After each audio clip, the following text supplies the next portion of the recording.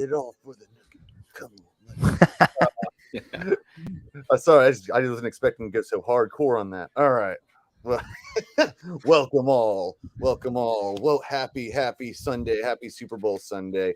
Happy Sunday from all of us humble workers at Back Sports Page. We are live with Mason Wood and Marthony. Son, Marthony Sanders. Get it? Marthony, get it right, not Martoni. All right, so and I am obviously ERok. Thank you for taking time. Whoever gets done, we will hope we might have some fans jump on, watch.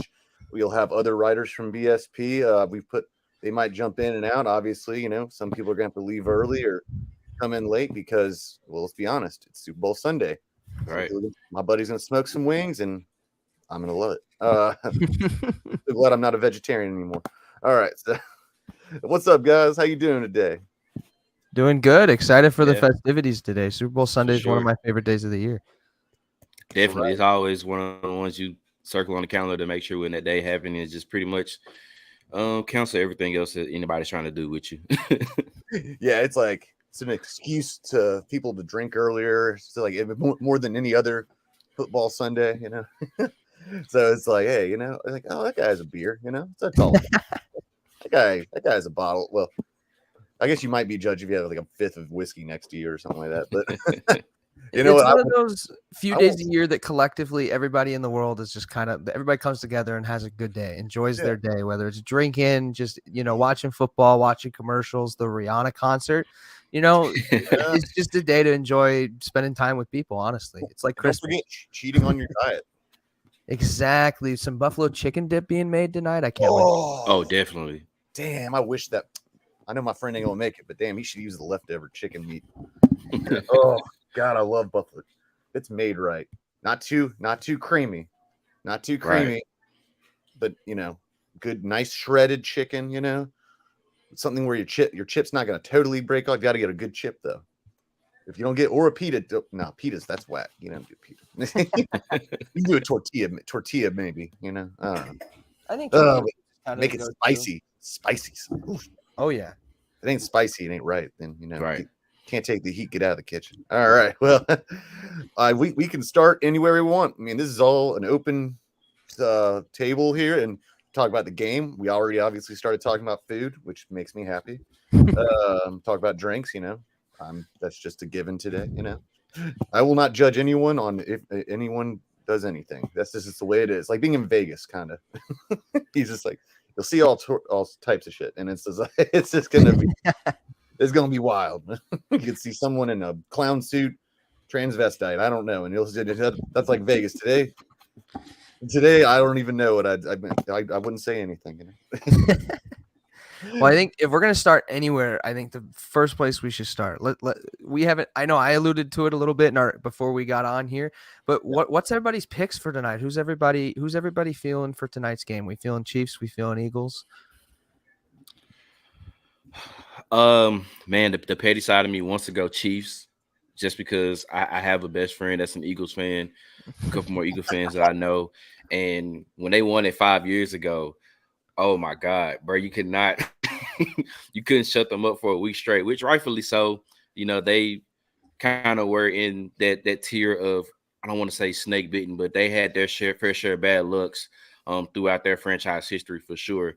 But I think they'll end up finding a way doing it again. So I'm kind of rolling with the Eagles in reality, but the pettiness in me wants to go with the Chiefs, but I'm gonna go with the Eagles. Yeah, I've struggled with this back and forth throughout the week because this is like one of the most, as the betting line shows, analytics show, it's like a flip. The last time a number one offense played a number one defense was the Buccaneers and the Raiders in Super Bowl. Was it 37? I think is what it was. Yeah, and the Buccaneers obviously triumphed, but that was a different day, a different time. It was a different era of.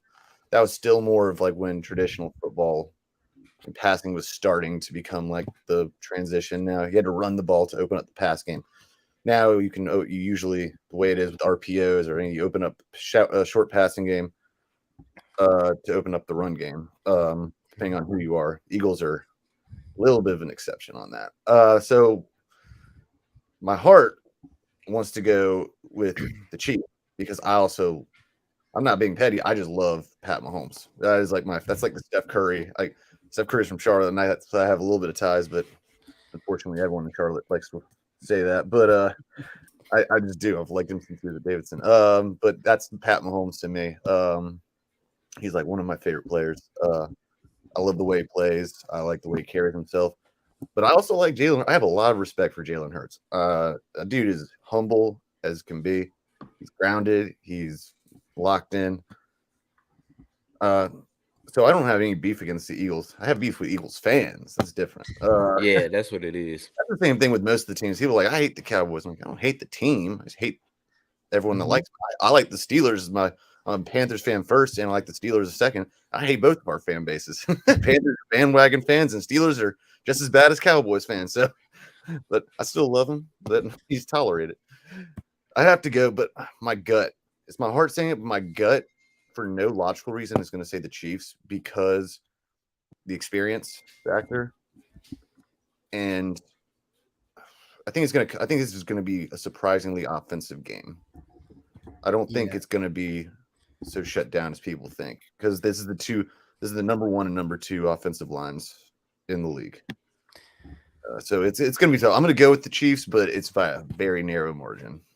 Yeah, I kind of agree with a lot of the points you said about the Chiefs there because I think that they have a lot of experience in this position, and we know that they've already lost the Super Bowl here against Tom Brady. And I kind of alluded to it in my prediction earlier this week, but they have so much like Mahomes is carrying this team right now, like through and through the playoffs with the injury and everything. And he's a man on a mission, and this team is going to rally around him because they do not want to lose another Super Bowl because I think a lot of them know, like, a lot of this is about Mahomes' legacy. A lot of it's about Andy Reid's legacy. And another loss today changes sort of how people are going to view them for the next couple of years. So I think they see it as something very, very important. And I talked about it a little too.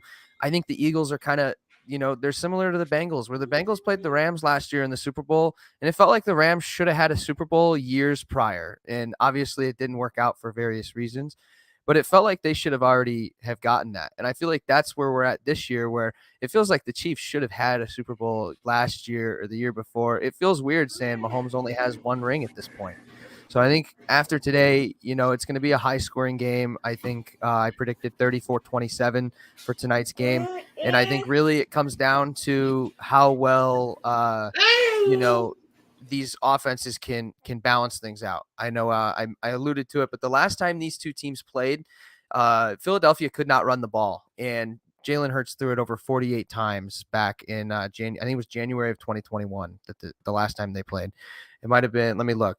I believe it was October 3rd, 2021 was the last time these two teams played. And I believe that if Philadelphia can run the ball a little bit more, they're going to be just fine and everything's going to work out and it's going to be a close game. But if they don't run the ball and Hurts has to throw it 50 times, this is going to be a Chiefs game easy. So all in all, with all that though, give me Chiefs 34-27 tonight. Man, Mason, that's funny you say that because the way that you feel about it with Philly, that's kind of how I feel about with the Chiefs. I think that maybe they should try to run the ball a little bit more tonight as well, just because I know that there's Mahomes and Kelsey, and then they're getting their other receivers back which they didn't have in the AFC Championship game, so that's going to make a difference. But I feel like they have to at least kind of keep that, especially that defensive line for the Eagles, just to keep them at bay, to make sure that they're keeping them honest running the football, because we know how special Patrick Mahomes is, but it's just, let's not forget, who they have back there in the backfield. I mean, Isaiah Pacheco has came on and helped them out a bit. So I think they have to show some balance there to want to run the ball too, to keep that defense off balance, because that defensive line, man, that Eagles defensive line can rotate about 7, 8, 9 guys and keep them fresh all night. So I think that's another key to the game too, is who's going to be able to run the ball more effectively for sure on both sides of the both offenses for them. Yeah. Well, I think for them with that front seven, they got to figure out who they want to attack. too. Yeah. Do you want to come right at Hassan Reddick? Do you want to run it away from Hassan Reddick? Because once you run it away from him, he's even more dangerous coming towards the ball. I think you treat it like the way that you, it's like what they talked about. I remember seeing this in a couple of interviews, like the way you attack Micah Parsons or the way you attack they attack Joey Bosa. You actually want to run at them because then that the more you're running at them, they can't do pass rush. And then the RPO becomes something different. Granted, the Chiefs aren't going to do a lot of RPO because of Pat's ankle. And I think I also heard this too. This is an interesting take from the pregame ESPN show. Apparently, RG3 said he lost 5 pounds this week. Like he's going to be coming in the lightest he's ever been on purpose, so he's not putting so much weight on his ankle. Then he can move around easier, which is like they said. By the way, after this game, I want him to give us his diet secrets of how he can lose 5 pounds so quick. And I think everyone wants to know that. He probably did one of those salt probably baths where it drains all the water from your body, like the wrestlers do. Oh yeah, better than having a what do you call it? The trash bag technique. People walking around in high school wearing trash bags.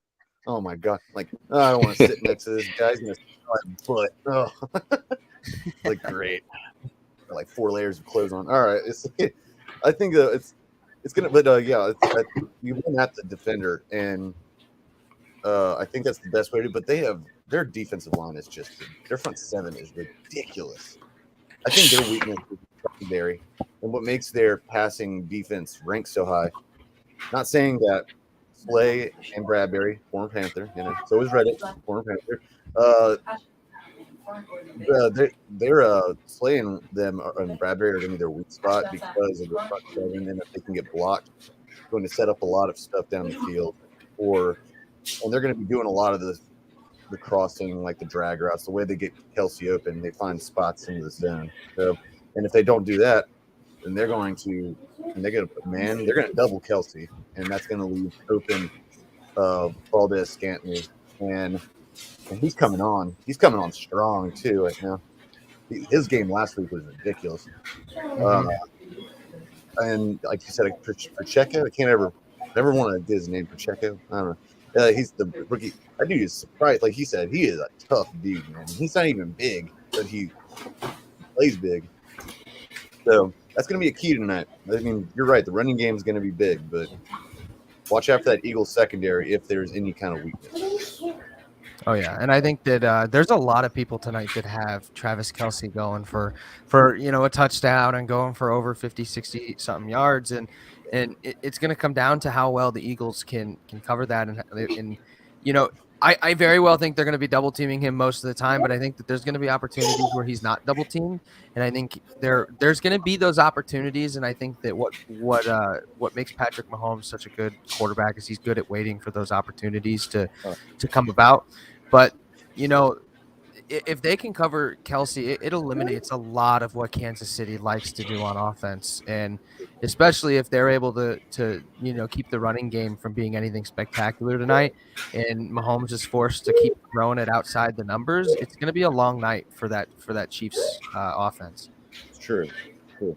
It'd be very emerly similar to the last time they were in the Super Bowl, almost like playing that Tampa Bay defense if it's like that, because I mean, in all honesty, like Mahomes didn't have like a really bad game that Super Bowl. It's just he didn't have time to do anything. They couldn't run the ball. Receivers were dropping passes. I mean, it was like a snowball effect. So it's definitely going to depend on what happens if the guys can show up and help out for him if they can't get Travis Kelce going the way that the Eagles defense will bracket him and have 2 of them at all times.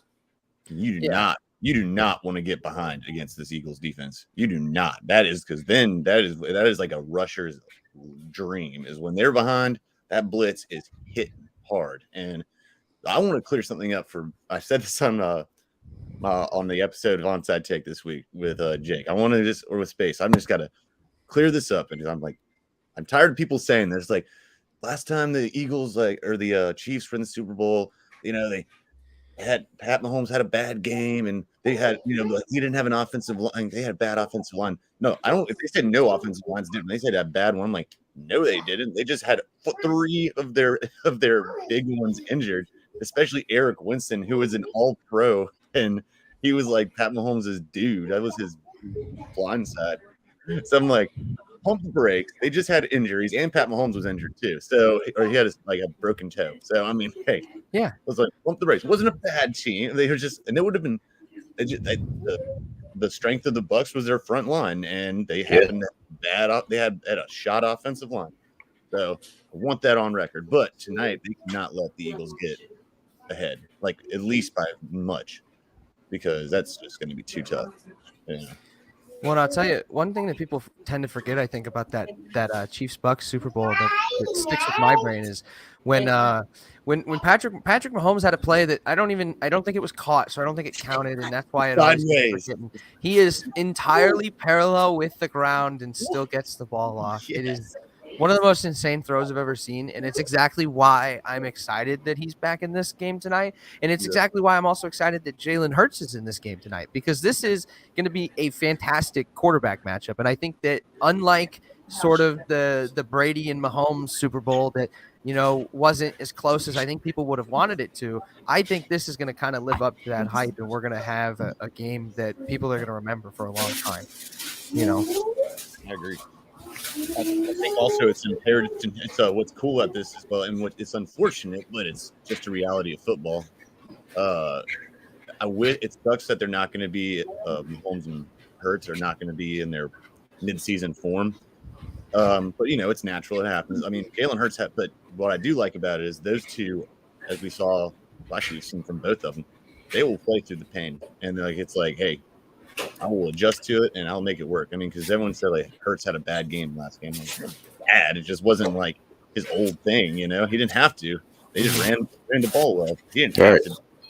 But I think you've seen a lot of teams that have like a lot of teams with quarterbacks that have, really toughed it out, especially when you get to this point in the season where, the body's hurting and it's been a long year. You look back at last year, Matthew Stafford was playing half injured in that Super Bowl. Joe Burrow, they had the close-up images every time they'd hit his knee. Like those guys it hurts. They are sore going into today's game, but they all know that it's one last game to get through it. And then, you're to the off season. So I think these games are really where we see what some of these athletes are made of, and where they dig down deep and kind of find something maybe they didn't know that they had, Yeah, absolutely. I mean, it'll be interesting to see how many rugby scrums they do with Jalen Hurts tonight.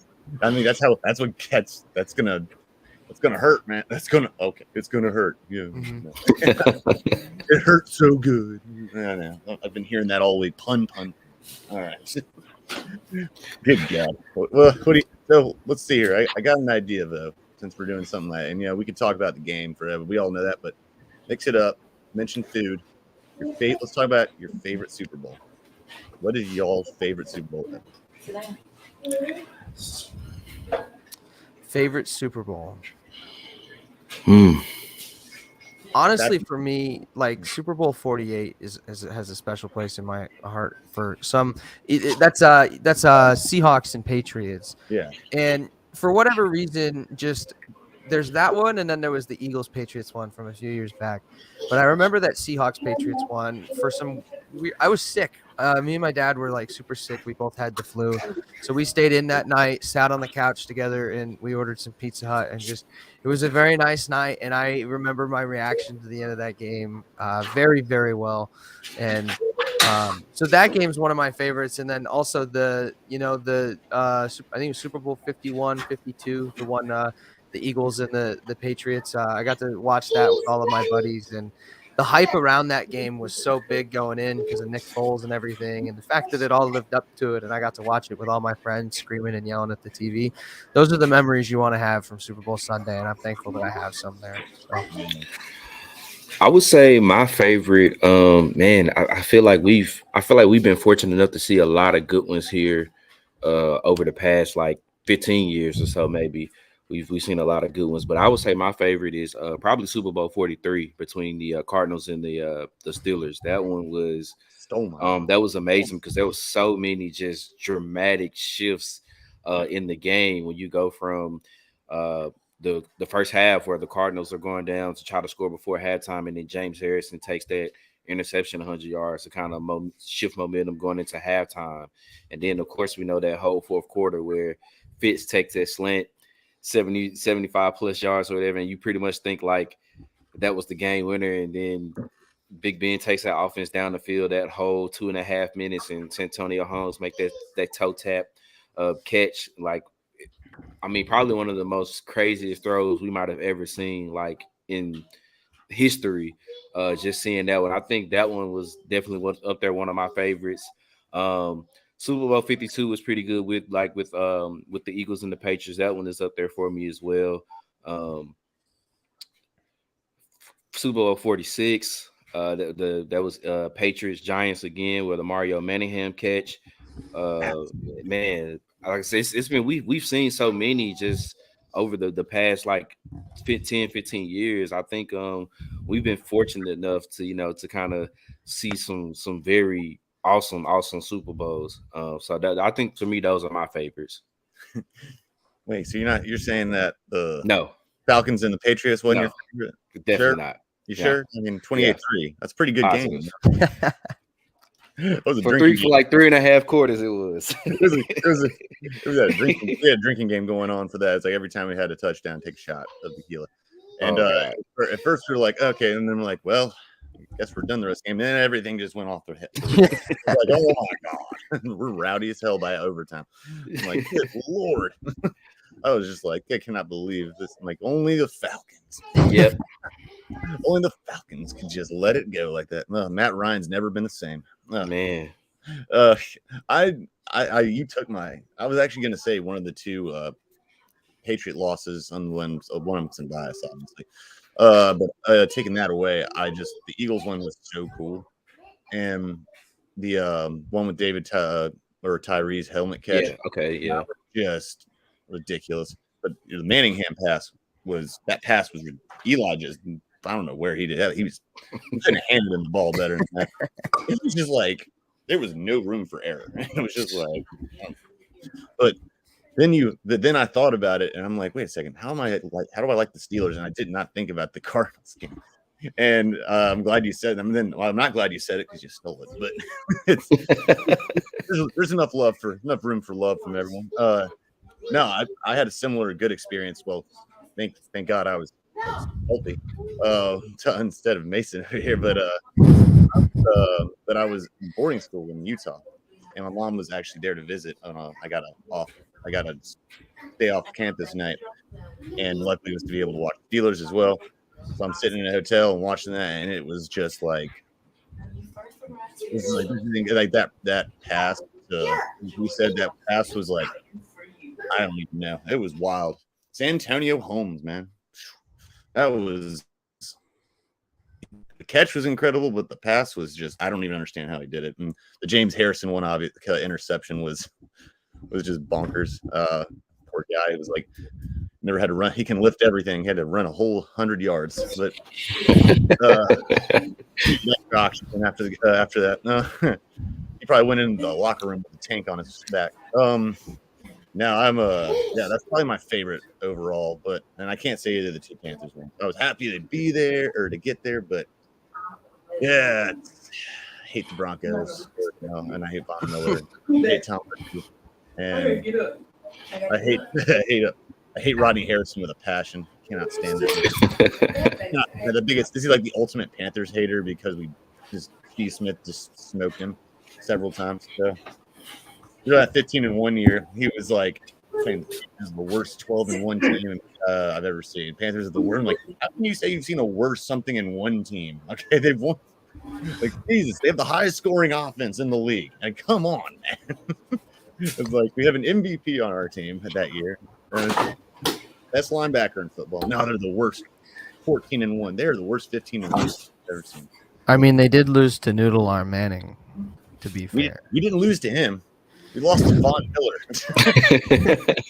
and we lost to Aqib Talib being a cheating bastard by intentionally hurting Jonathan Stewart at the beginning of the game.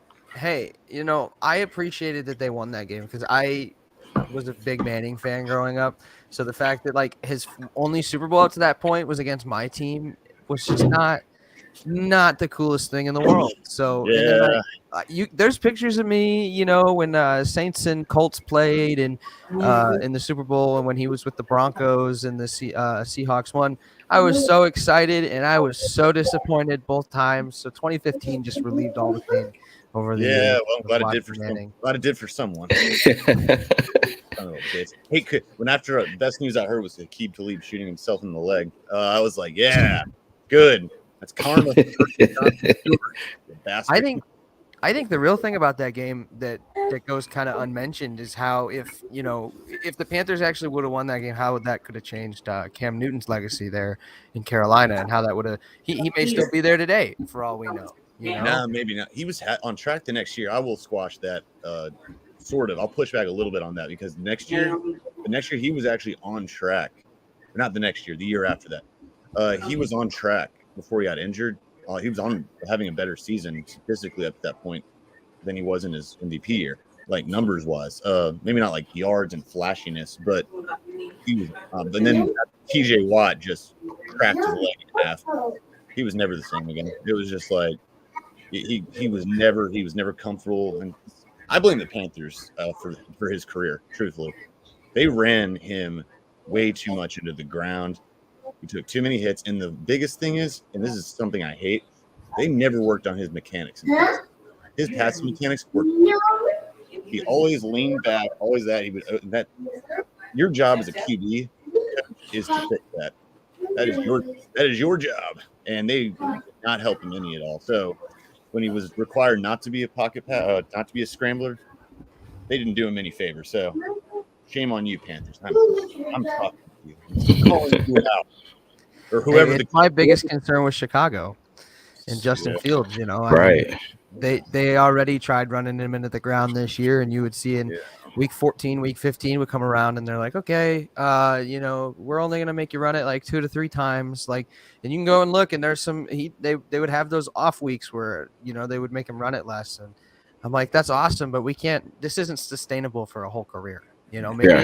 Maybe when you're in your 20s, but at a certain point, you've got to start to move on from that. And I think he'll forever be one of those kind of outside the pocket quarterbacks, better on the run and stuff like that. But I think that as time goes on, the design runs have to get less and less. You got to protect the health of those guys.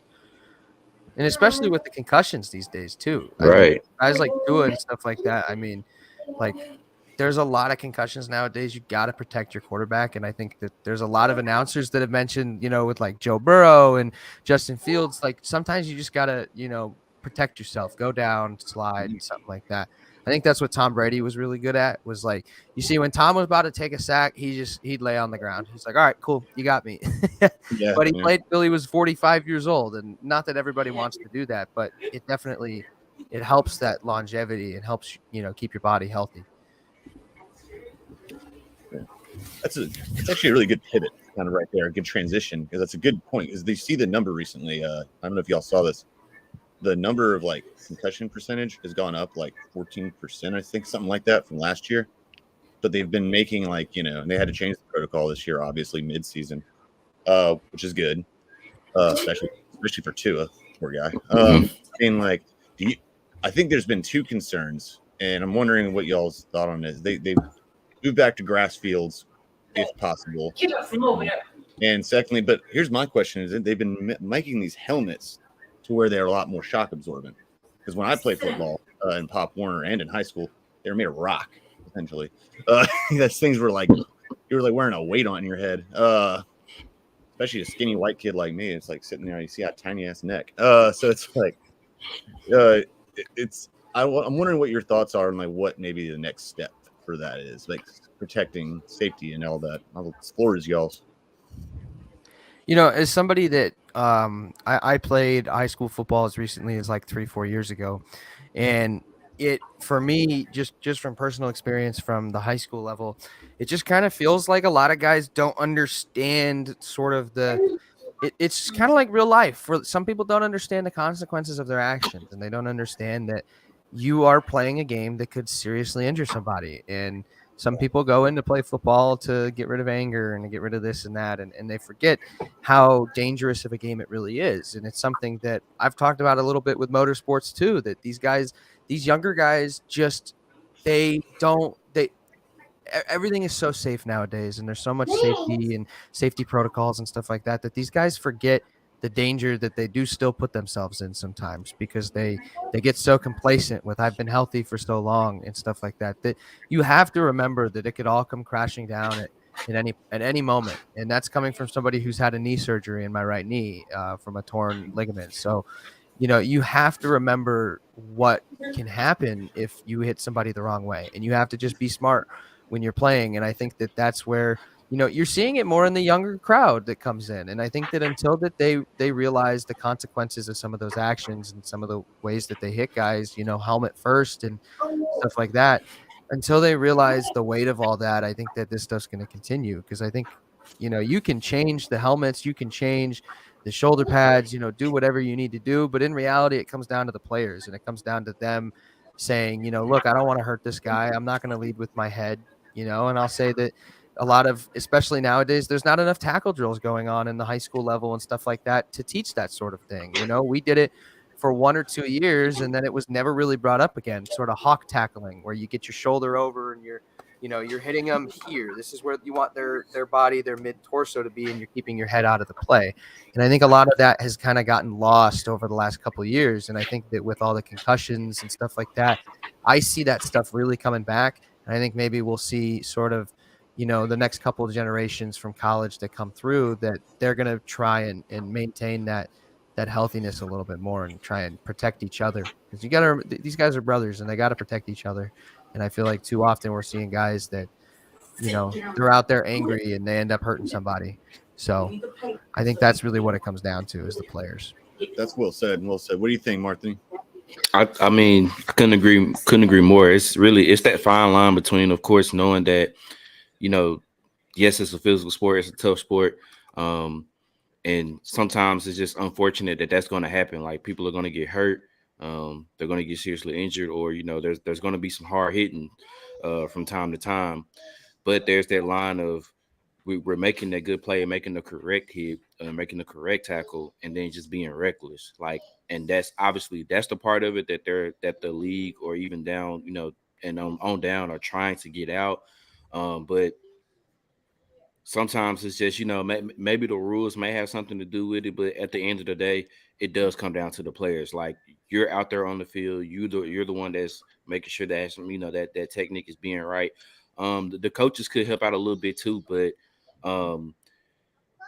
ultimately, it's just it does come down to that the players are going to have to make sure that they are, make sure that I am having my head up, that I'm not going in just the crown of my helmet, or that, like, I may not get there in time, and I may give up, a 20-yard pass play, but instead of me trying to go over there and run from one hash to the other hash to try to make that tackle, and now I think I have this angle, but then a player moves another way, and now that angle is off, and now we're both concussed, and it's just,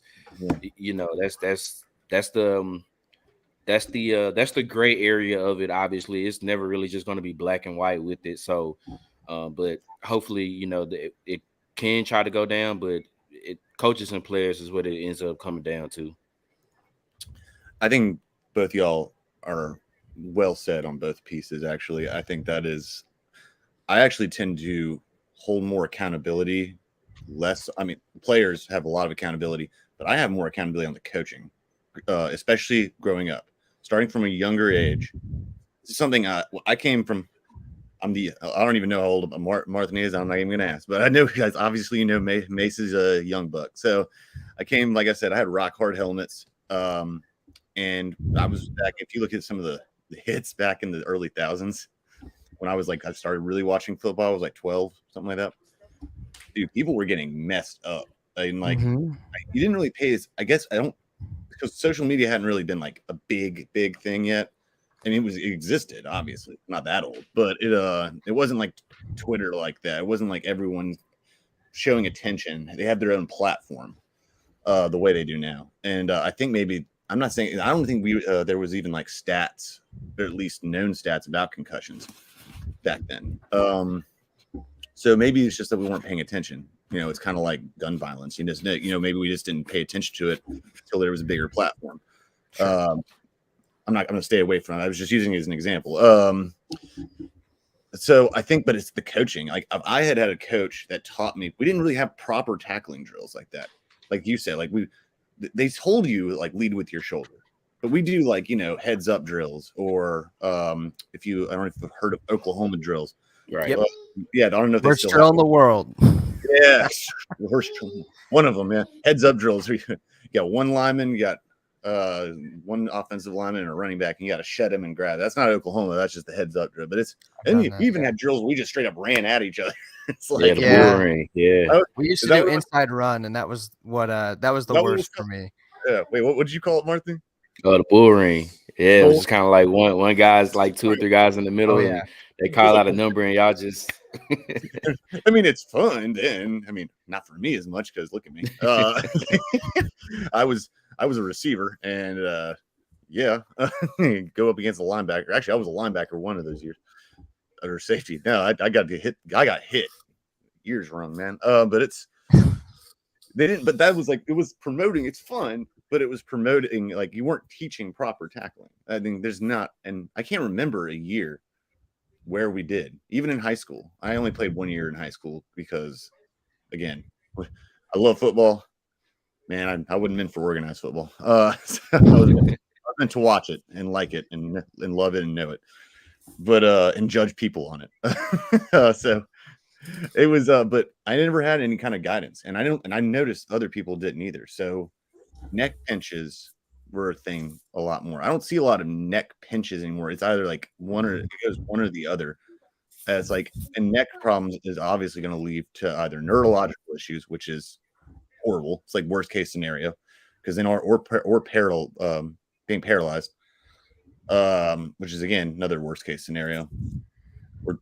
And it's just ridiculous. And then so you got to be like, and too many head blows. Like Tua, I don't even know if Tua should play anymore. I don't. I mean, if he's had 3.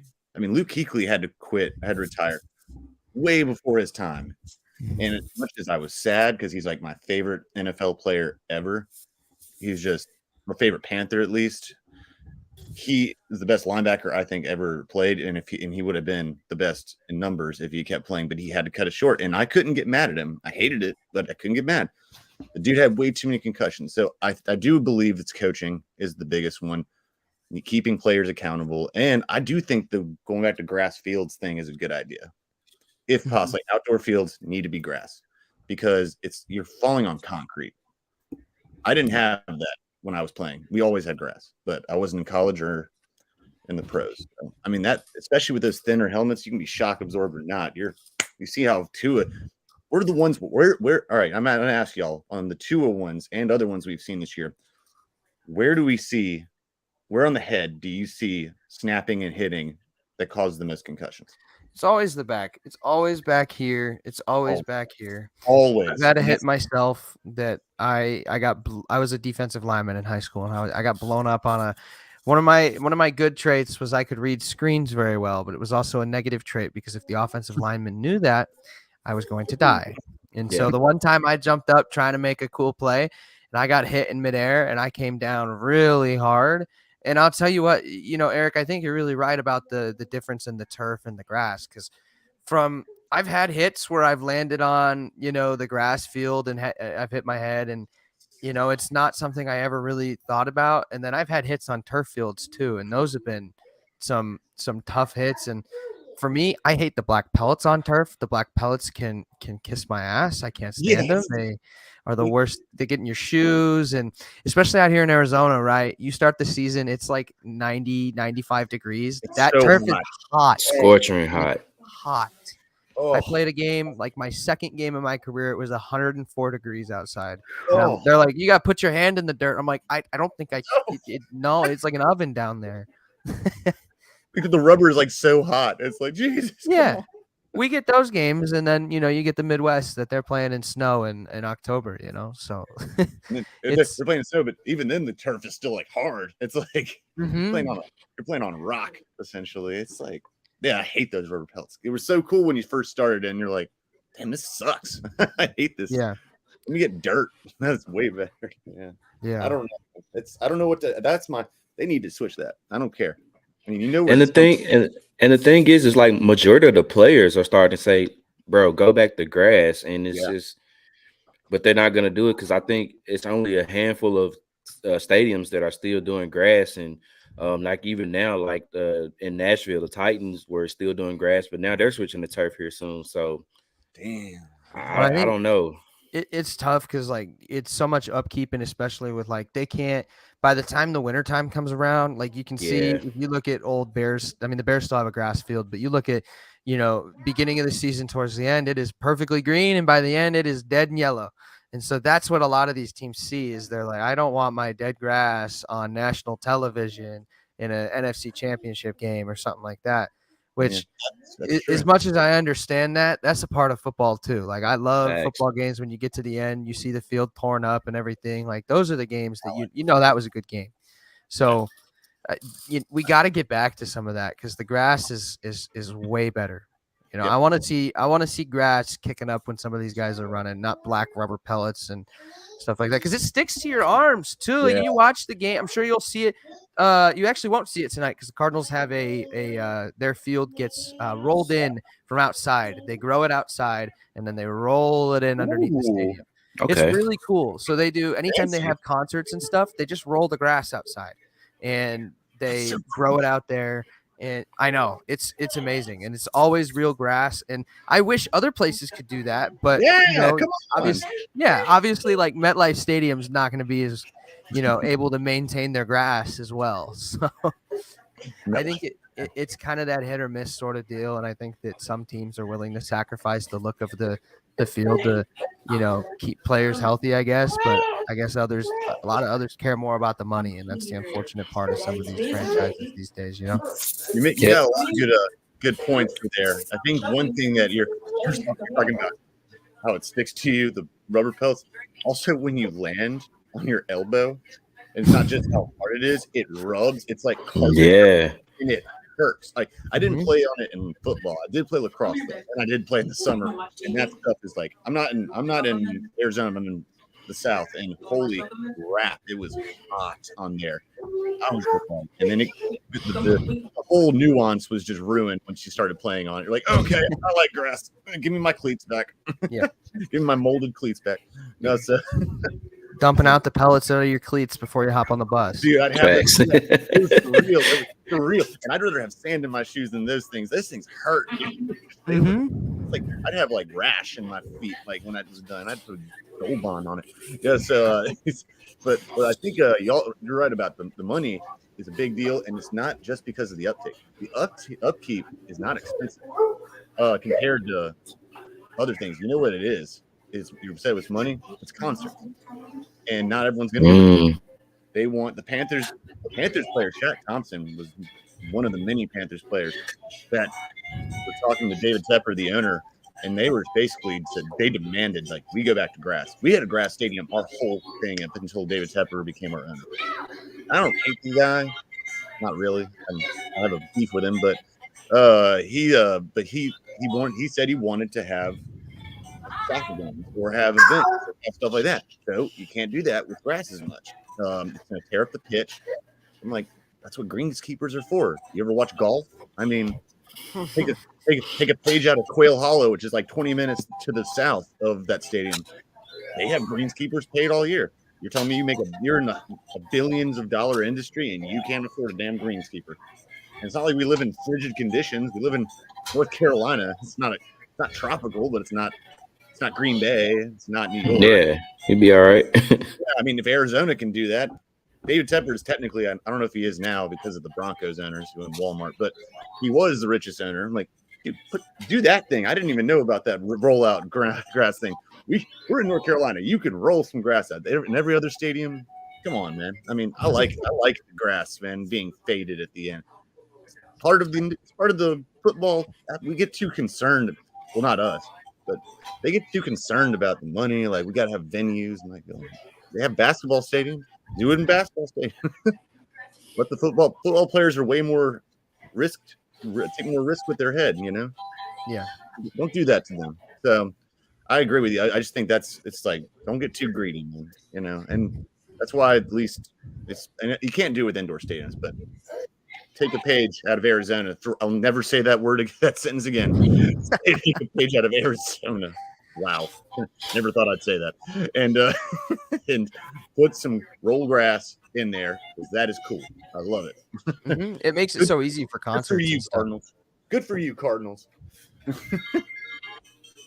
Except for you still had your quarterback break tear his ACL somehow. But that's just a freak out. Yeah, that didn't have to do with things the are gonna pitch. happen. I will say though, I want to know. Moving on to another topic here on Super Bowl Sunday. Yeah. What's everyone's go-to kind of Super Bowl Sunday food?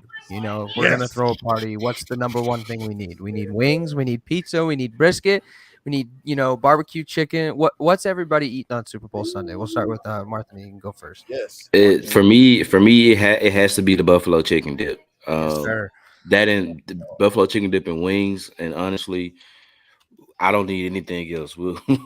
We could be fine. I mean, if you want to bring something else, that's fine. But I think those two has to be like on the menu, on tap for the night. You got to have the buffalo chicken dip. You got to have the wings.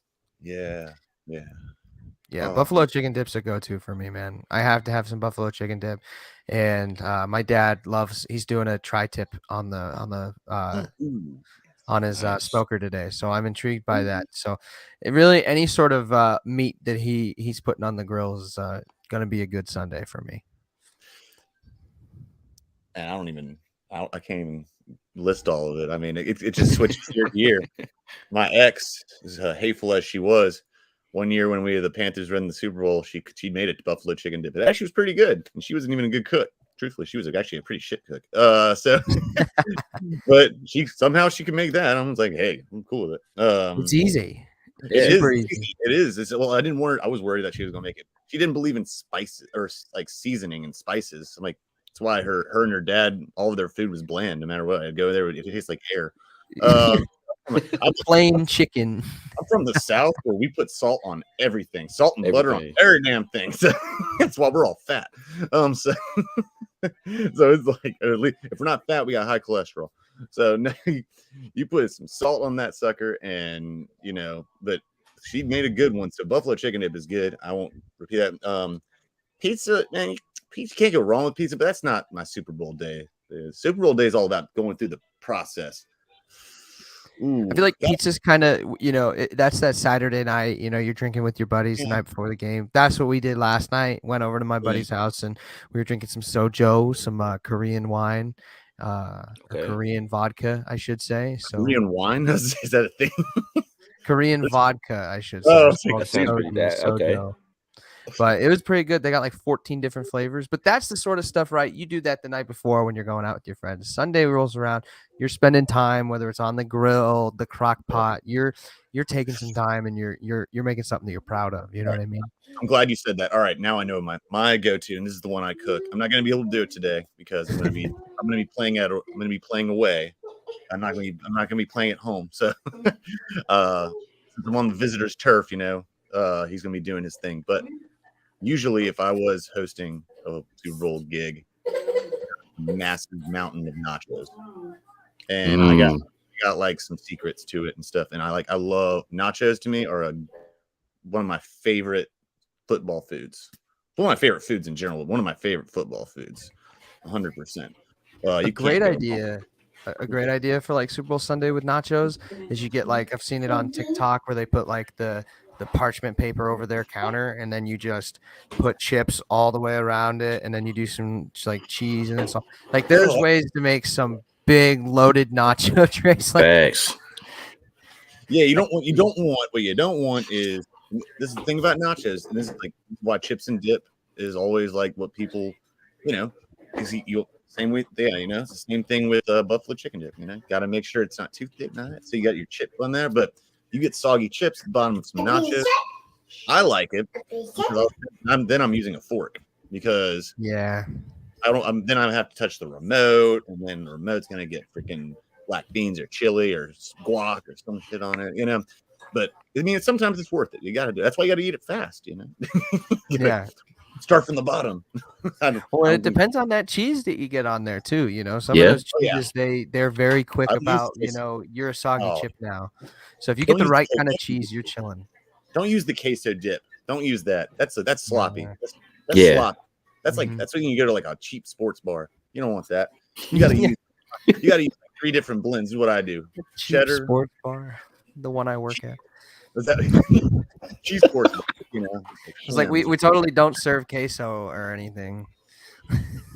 You serve Cajun queso. I don't know.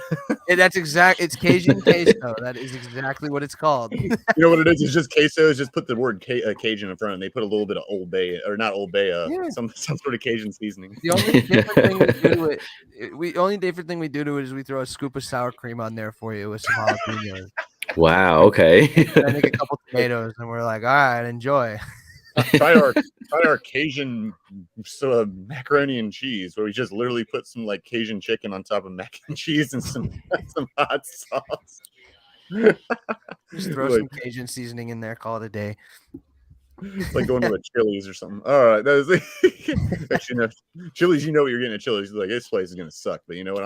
It's gonna be cheap. No, you go there like Chili's and Applebee's are those places though. You go there for like the cheap drinks. Like I go to Applebee's, $5 drinks. They've got some like electric berry lemonade for $5 there. So good. I go there. Good. I go there just for the I don't need the entrees. I'll go for an appetizer because you ain't gonna mess up. Get that combo platter. Yeah, I mean, you get some sliders maybe, or you get some mozzie sticks. Something like that. Yeah, me and my girlfriend split that combo platter every time. It comes with those chicken quesadillas. You get the spinach dip, you get the salsa, the mozz sticks, wings. I mean, that's the go-to anytime. Yeah. Something you go out of there feeling like, damn, I'm greasy, but I feel good. All right, so I'll tell you what though. All right, if you're gonna secret to people on the nachos, so they don't get too soggy. One, you don't put the sauce under the cheese. The cheese goes under all the toppings because if you do it right, it'll protect the chips. So you use cheddar, Monterey Jack, or pepper jack, whatever, the same thing basically. Mm-hmm. And at your discretion, you can do like a Swiss or something like that because give it a little Gouda.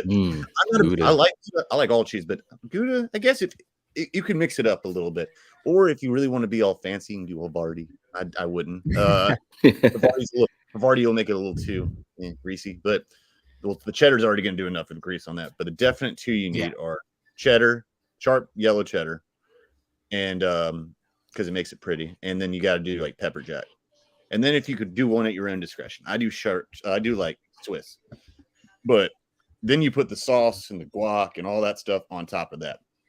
That's where you got your stuff protected. That's why I don't use queso dip. It's that's just sloppy. Just sloppy. Now, do you prefer sort of like when you have guac, do you prefer sort of like the thicker guac, or do you prefer it to be more like beaten down and kind like of chunky or smooth? Yeah. Like peanut butter kind of. I like mine like smooth personally. I don't do the big chunks on my guacamole. Depends. I mean, I like it. There's a middle ground somewhere. I don't like it like salsa. I don't like it whipped or pureed, but I don't like it pure. If I don't want to eat a pure avocado, so I'm like, sure.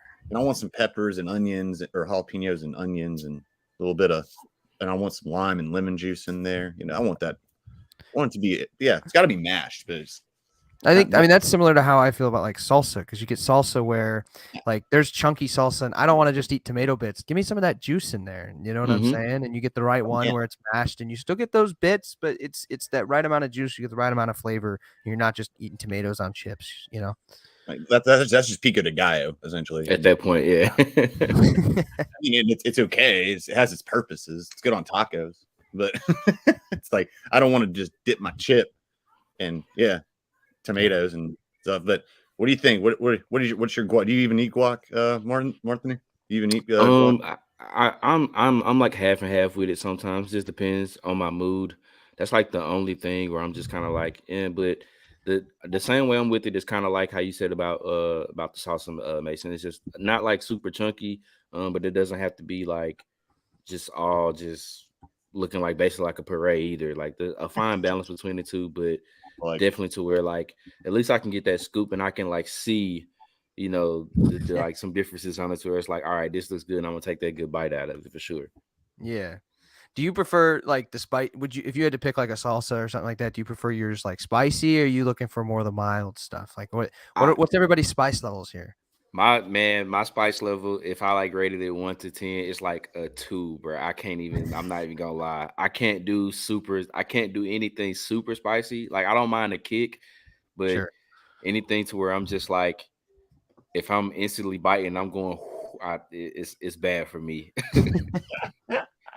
See, I know from like my side, like I don't like, for whatever reason, when it comes to like wings and stuff like that, those get me really quickly, and it like I can't do like a super hot wing. You give me some like real ramen, you know, like from a Japanese restaurant, and I will get the spiciest kind they have. I'll load it up with sriracha, and it's still not enough. I don't know what the difference is in why I can handle it sometimes and sometimes I can't. So it's an interesting. ERok, what about you? Were you going like 1 to 10 still? I mean, I can do whatever. I can do 9. You look like you like ghost pepper stuff. I feel like I have several hot sauces that are ghost pepper. I have one that's called Apollo pepper. It's the one on hot ones. It's the very last one they use, the dab. It's made with Apollo pepper. And I will light your ass up, dude. Oh my god. It was but if I realistically, I get hot wings. Like I don't want mild wings. I don't want I'm gonna get my favorite buffalo wing is buffalo sauce hot. That's my go-to. I love it. I love the vinegar taste. I love the spiciness of it. My go-to hot sauces, sriracha is great, but chili sauce. But I just got on I've always been Texas Pete because it's from where I'm from, Winston-Salem, North Carolina. It's based in Winston. So much to people's surprise, it's not from Texas. But it's good. I mean, it's like my Heinz ketchup of hot sauces, but I'll put it on everything. But now they released a Mexican one. It's called Sabor. So it's like Mexican style Texas Pete. That's my new guy. Oh my God. I will literally, I ain't Frank's Red Hot, but I'll put that shit on everything. So I'll have to try that. I'm a Cholula guy. It's not too hot, so it won't hurt Marthony's little tongue, his soft tongue. And my tongue lost its feeling a long time ago. Okay, see, that's why. I'll eat jalapenos just like I'm popping like pills, you know. Well, that's a bad example. No. That's a bad example. Like I'm popping M&M. That's a horrible example. Like I'm popping M&M. All right, so scratch that last comment. Okay. Yeah, I'll eat them. Ooh, I love jalapenos. They're like, I'll just do it for fun. I like sometimes eating like really hot horseradish, just like not even sauce, just horseradish itself. Raw horseradish just to clear out my sinuses. I'm serious. It's good. I love it. Spicy stuff is my jam, dude. But it does come at a cost. And obviously it can take away from, you don't want to use it on something that's going to take the flavor you want away. So I think you're always looking for that fine line. That fine line, especially in wings. I think that's what a lot of people miss out on like wings, is that there's that fine line of flavor and, you know, spiciness. And there's a lot of places that they go way too high on the spiciness and not enough on the flavor, or way too much on the flavor, not enough on the spiciness. So you got to find that perfect balance of the both. And I think that's what makes that spiciness. You don't notice it as much, especially when you're eating wings, because there's enough flavor there that you're like, this is good. Now, another question about like the wing category. Okay, this is coming from an avid ranch user over here. Do we use ranch? Do we not use ranch? That's the question here. Ranch all the way. Always. Okay. Cool. All the way. Yeah. Do we use ranch on our pizza? Yeah. All right. Cool. We're all on the same boat. I like it. Depends on the pizza. But no. Yeah. Correct. Funny fact about that. I used to not like when I was I didn't even like hot sauce or ranch until I was about 17. No, actually, no shit, like 19. And the same guy was like my really good friend at the time. He got me on hot sauce and on ranch the same day. And now I'll put hot sauce on my pizza and then I'll dip it in ranch. It depends on where it is. That's just my jam. It's good. See, I ate hot sauce with my pizza for a long time when I was like, like a 13, 14, 15. And then I discovered ranch on pizza, and it was game over after that. I have ranch on my pizza every time. But I will say, like, as an avid person from Chicago wearing a Justin Fields jersey, of course, I don't do that sort of thing on deep dish pizza or my Chicago style pizza. I leave it plain. When we order Rosati's, I leave it plain. So I'm not that much of an animal, but I do I like ranch on my pizza. You gotta love it. Was that intentionally the Chicago accent coming out? Was that like because you were saying deep dish pizza, Chicago deep dish pizza? It pours out every now and then. I've been in Arizona for about a decade now, and I think that sometimes my accent will come out. Or like when I go back there, it's so like I've gone back and visited, and for whatever reason, the second I walk into that state, my accent is back in full force, and I have no control over it. I don't know what happens. I really don't. And I sound like I'm like from Kansas or something. The Bears. I was from a smaller town in Chicago, but the Bears. The Bears. I love this. You said you were like not saying it, and then you said a deep dish pizza over in Chicago. I can't even barely do it. Like a deep dish. You want to eat a pizza? You can't do that. You can't do that. You got to go to Wrigley Field. When I moved here, it was like I was in 5th, 6th grade, and everybody would just like give me crap for the way that I talked and like my accent and stuff. And I remember my brother he used to have like a speech class, and he actually like failed an assignment because his teacher said he was pronouncing things wrong, and she just didn't like his accent.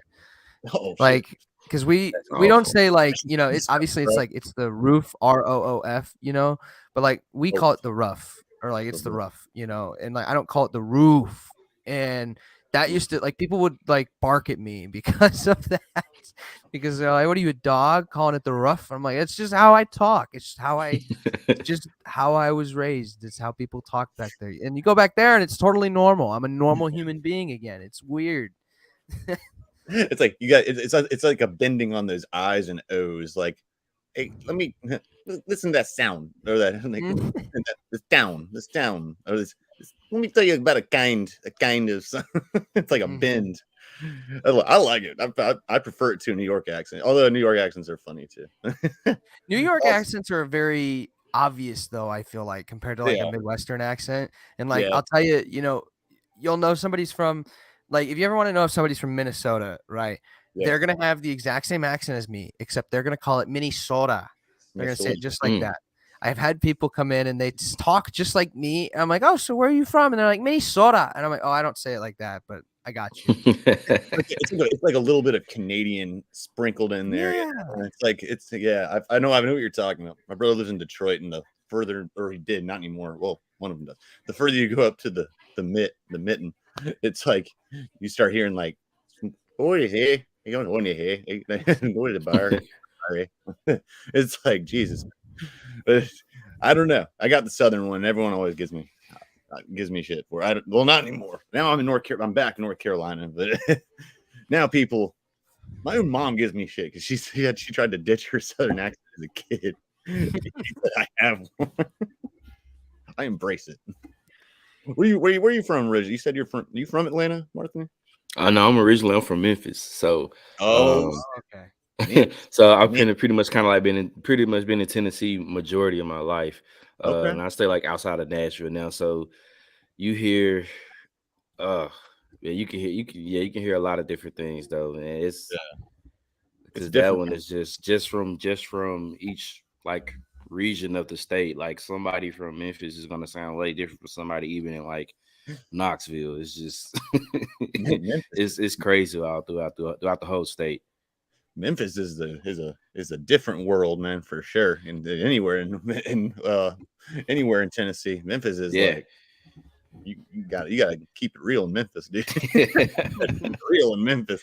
That's the land of 3-6 Mafia, dude. You gotta keep it. Oh man, but it's I got you. It's well, as long as you admit that Tennessee barbecue is not as good as North Carolina. I mean, obviously, North Carolina barbecue is the best. Well, specifically Memphis style, or not Memphis. Oh no, I said Lexington style barbecue. That's what I heard first. Nope. Nope. Hey, it's debatable, man. Everybody got their thing, because then we're saying that, and then people from Kansas City or Texas be like, wait a minute, what about us? So that's different. Yeah. Texas is totally different, and I accept that their beef, like they use cow, so their cow barbecue. Their brisket. There's a place outside of Austin called the Salt Lick. I don't know if it's still there. I hope it is. And it's like a straight up country shack, and they have like a big old smoker. It's like a straight up like benches and stuff.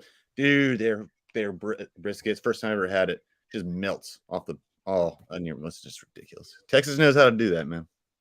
See, I won't judge Texas until Rob takes me to his favorite restaurant, Texas Roadhouse. There, like, until he takes me there, I've got no judgment. Shout out to Rob, man. Texas Roadhouse, son. We go to Arizona and go to sagebrush. Well, they don't have sagebrush anymore.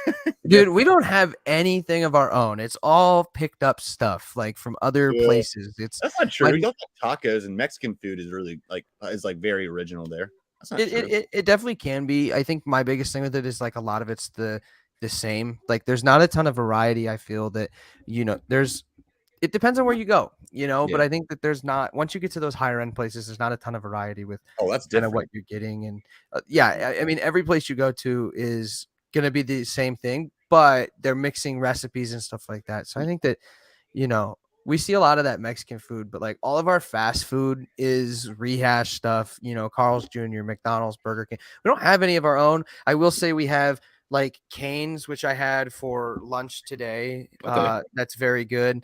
What is Cane's? It's chicken. Yeah, kind of like I guess you can kind of compare it to like Zaxby's, maybe. Oh, okay. So you're from the South. Educate me on that one. Okay. Yeah. You get chicken, Texas toast, and fries. Yeah, that makes sense. That's Zaxby's. Okay, so that is like Zaxby's. Yeah, it's like Zaxby's pretty much. Okay. Yeah. Well, but then we have In-N-Out Burger too, and then like all the Texas people and In-N-Out, we don't have Whataburger. Whataburger is that jam, dude. My brother lived in Austin way back in the day. He never takes me to get fast food. He said, "You got to try Whataburger." He was right. Whoa. I never had In-N-Out. I've been by them when I was in Utah. Everyone told me they were overrated.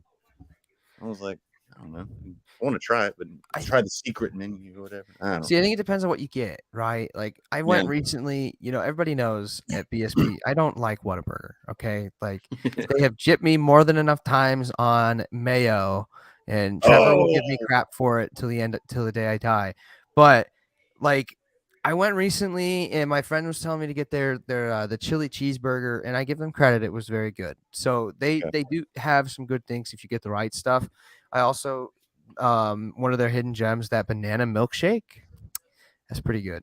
Pretty all right. I have tried that next time. Okay. You guys know what you're missing though? And like when I was people that were from out of state, and I met them in Charlotte, other places, they had never seen a cookout. Oh, man, cookout is amazing, bro. Oh, you have cookout? Cookout. Yeah, we got cookouts in Tennessee. Cookout is the best. I didn't know they have them in Tennessee. I'm glad, because that's good for Tennessee. All right, Tennessee cookout. Giving you a heads up, and Mason, you need to be educated because I'm learning right here. Everyone needs to know, because people that were out, they're like, this place is great. It's like they have incredible burgers, and their menu is ridiculously big, but it's also, you get this thing called a cookout tray, and it's a combo where you get so much, and it used to be $5. I think now because of inflation, it's $5.50, almost maybe so $6. Sad.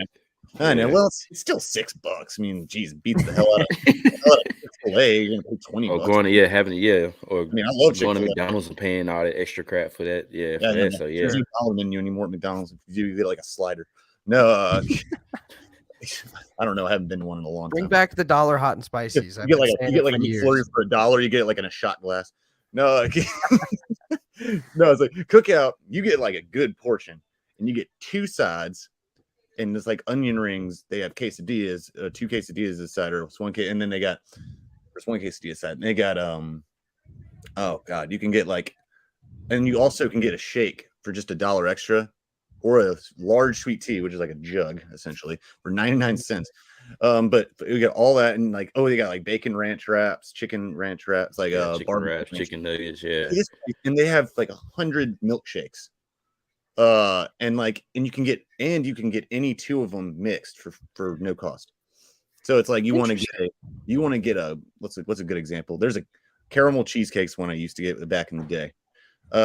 They also have one. Yes, my friend gets strawberry cheesecake, but I get or a better example, an Oreo mixed with a mint chocolate chip, which is kind of stupid, but I wouldn't do that. But it's no cost. This place is the dude. Oh my god, and their hot dogs are good too. I used to have footlongs. Ooh, see, I'm big into the hot dogs. The hot dog place I went to by my house is gone. No one does footlongs anymore. I don't understand it, but I used to that was my jam. Like the conies from Sonic back in the day were my jam. They still have them.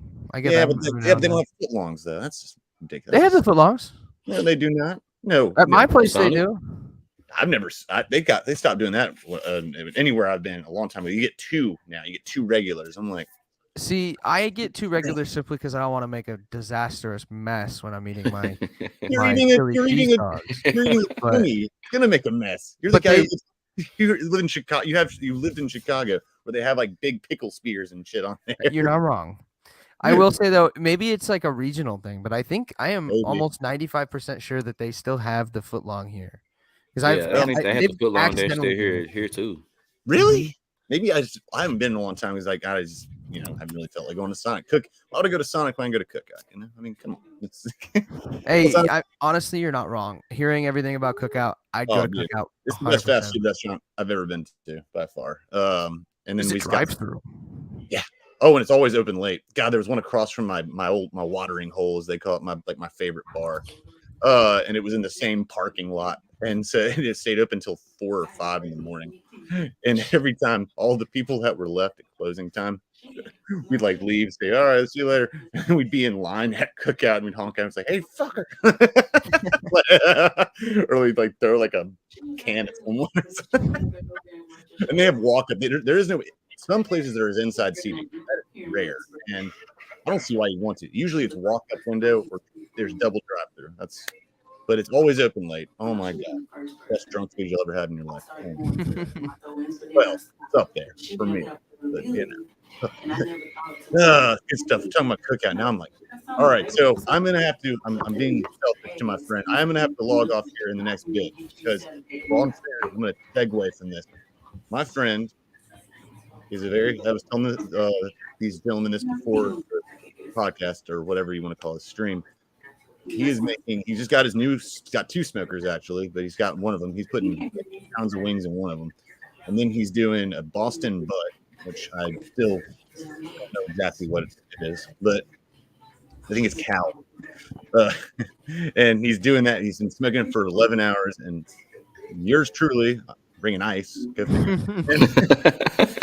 and with a bunch of overweight or country dudes and maybe a few smattering of other people, I'm bringing a vegetable platter with the ranch and stuff in the middle. Hey, you got to bring some balance, man. Just a little bit, a little bit of balance in it. I don't want to get too full before I eat all the stuff. I mean, come on, dude. Hey, nothing wrong with some carrots and ranch and celery with wings. Come on, you got to, man. I mean, celery all day.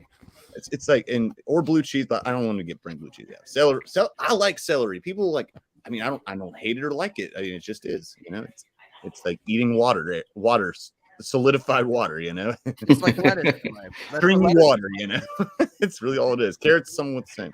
But yeah, I'm gonna hit that up. Maybe I'll grab a cube cheese tray, like a ghetto ass charcuterie board. Get some Gouda on there. A bunch of American. Some Gouda. As long as I didn't smoke Gouda. Smoke Gouda is Gouda's my go-to cheese, honestly. Really? If you're gonna get some, we have at work it's called a grown grilled cheese, and we put Gouda on there. Okay. It enhances a grilled cheese by so much. Gouda is the most underrated cheese in the world. Just gonna put that out there. Not that people are talking about underrated cheeses. It's in my top 3 for sure. It's in my top 3 for sure. I don't have a cheese I don't like necessarily. I just think that some can be used for different things. That's all. I actually make a cheese dude. My favorite food in the world is mac and cheese. So I'm high class. But write a new article, top 5 cheeses.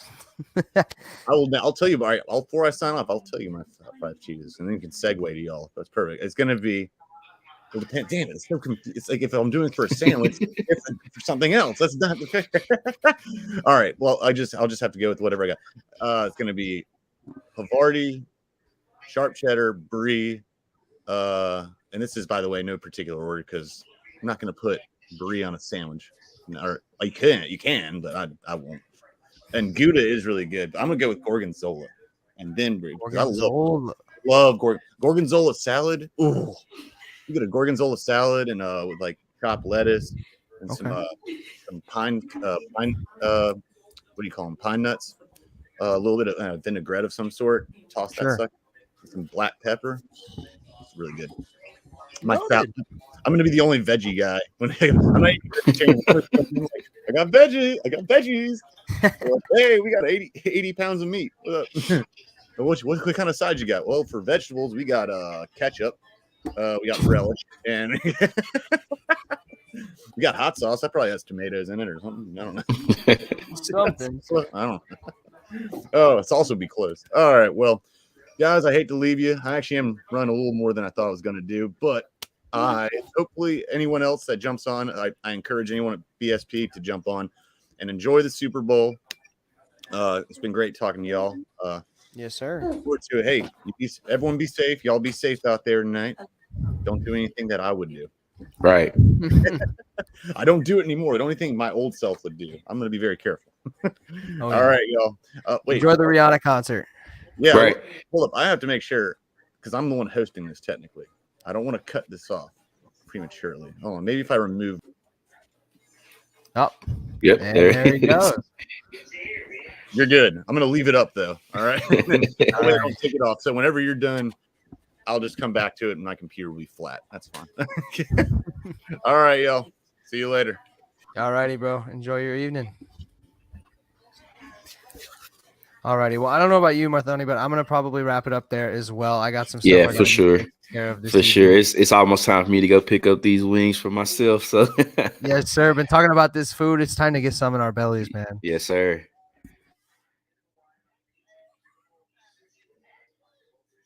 Alrighty, guys. Well, thank you guys so much for joining us here at BSP. We appreciate everybody coming in and joining us here today for the pre-show. Marthony, anything you want to say? Man, y'all just enjoy the game. Enjoy everything tonight. It's going to be amazing. Hopefully, we just have a good one. I am looking forward to the halftime show because honestly, it feels like the last few years we've had amazing halftime performances. So I'm just glad that we're keeping it going again this year. So looking forward to that. Get some drinks in, man, and just have a good time. Yes, unless sir. you're sober, then stay sober. Yes. But in any other case, be safe. And by the way, I only jumped back on because I didn't know y'all were peacing out too. So. Nah, you're good. You're good.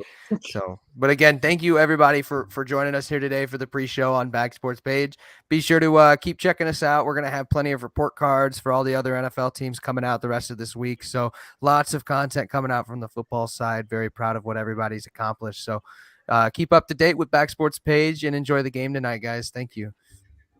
See y'all later. Hey, enjoy it. Be safe. Hey, get some wings in you. Yes, sir. Lemon pepper. Oh, well, stop talking about it. Oh, I'm trying to stop. There.